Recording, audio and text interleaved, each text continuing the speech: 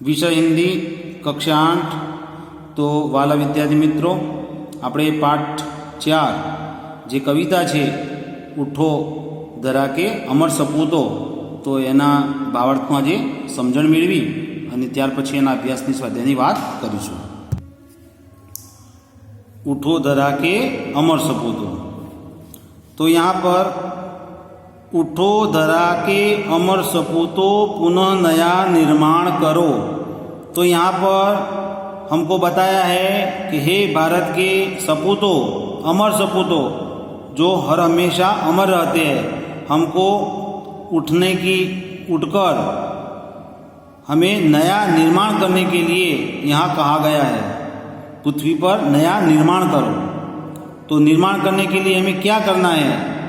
जन जन के जीवन में फिर से नव स्फूर्ति, नव प्राण बढ़ो। तो हमारा देश जब यहाँ पर जो अज्ञान है वह अज्ञान दूर हो जाए, इसीलिए जन जन के जीवन में, सब लोगों के जीवन में फिर से नई स्फूर्ति आ जाए, नए प्राण आ जाए।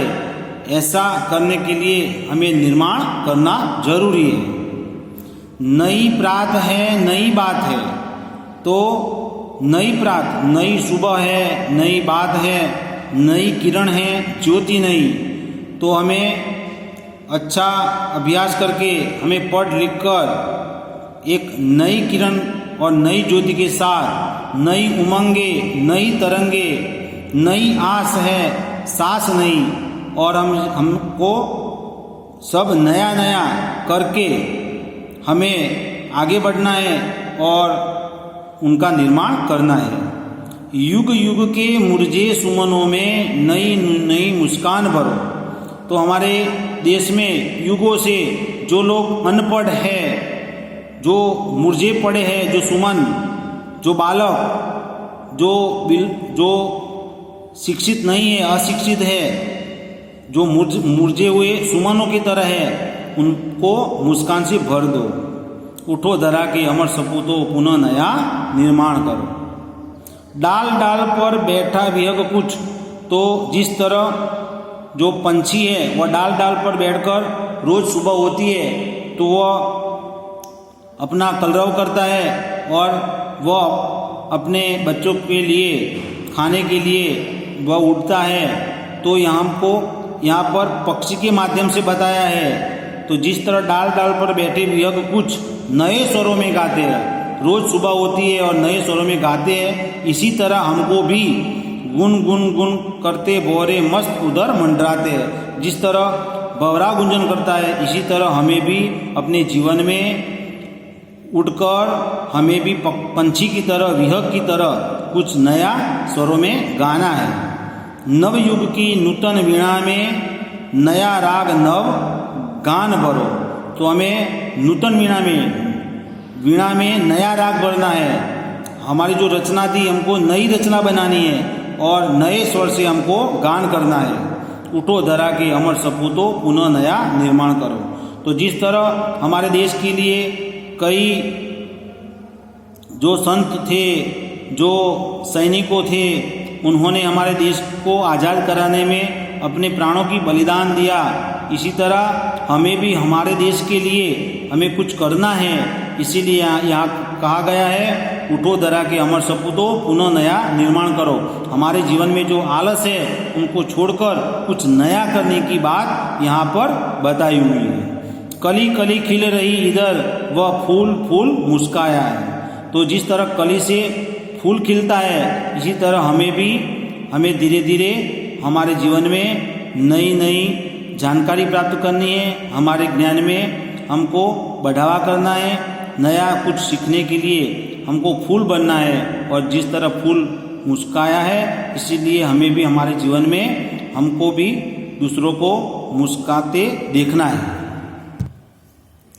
धरती माँ की आज हो रही नई सुनहरी काया है। तो हम अच्छी अच्छी फसलें धरती पर उगाएंगे तो नई सुनहरी काया, धरती माँ की काया भी बदल जाएगी।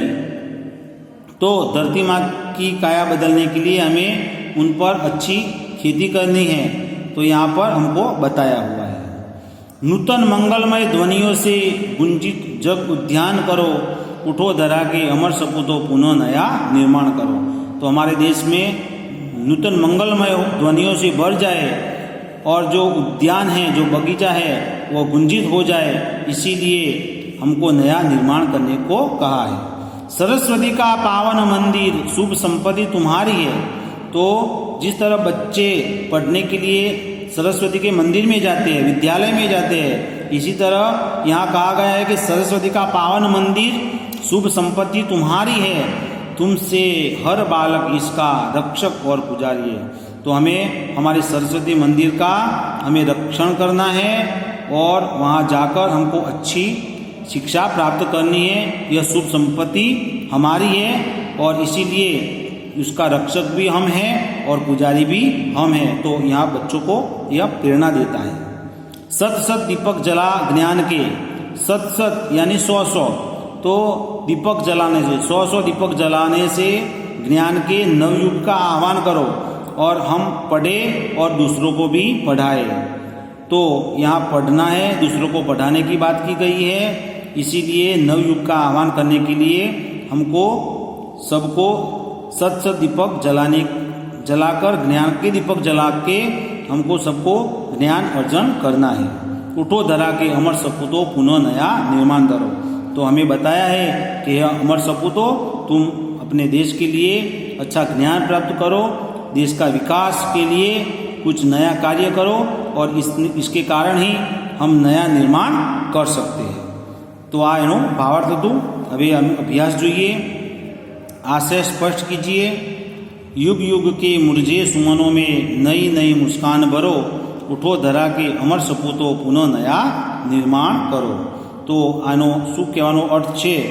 તો यहाँ कहा गया है कि जे घણા વર્ષોથી જે લોકો કરમાયેલા ફૂલોના જેમ પડેલા છે, જે લોકો અજ્ઞાનતામાં છે, જે બિલકુલ અક્ષર જ્ઞાન ધરાવતા નથી, એવા લોકોને આપણે ભણવા માટે આપણે પ્રોત્સાહન આપીશું, જેથી કરી અને તે સારું ભણી શકે। એટલા માટે અહીંયા કીધેલું છે कि यहाँ पर जो कम पढ़े लिखे हैं उन बच्चों को पढ़ाने की सलाह दी गई है और उन नई मुस्कान भरने की बात कही गई है। इसीलिए उठो धरा के अमर सपूतों पुनः नया निर्माण करो। तो हमारे देश में हमारा देश का विकास हो, इसीलिए हमको नया निर्माण करने की बात की गई है। प्रश्न 2, कवि ने देश के सपूतों को क्या संदेश दिया है? तो आखा कवितानो भावार्थ नो जवाब थशे। हमारी राष्ट्रीय संपत्ति कौन कौन सी है, उसकी सुरक्षा के लिए आप क्या क्या कर सकते हो?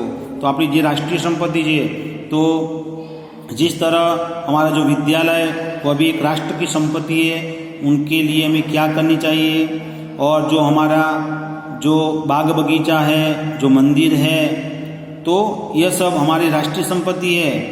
जो बस है, जो रेल है, ये सब हमारी संपत्ति है और उसकी सुरक्षा के लिए हमें क्या करना है वह आपको अच्छी तरह विचार करके उनका जवाब लिखना है। तो आज આપણે અભ્યાસની અહીંયા વાત કરીશું।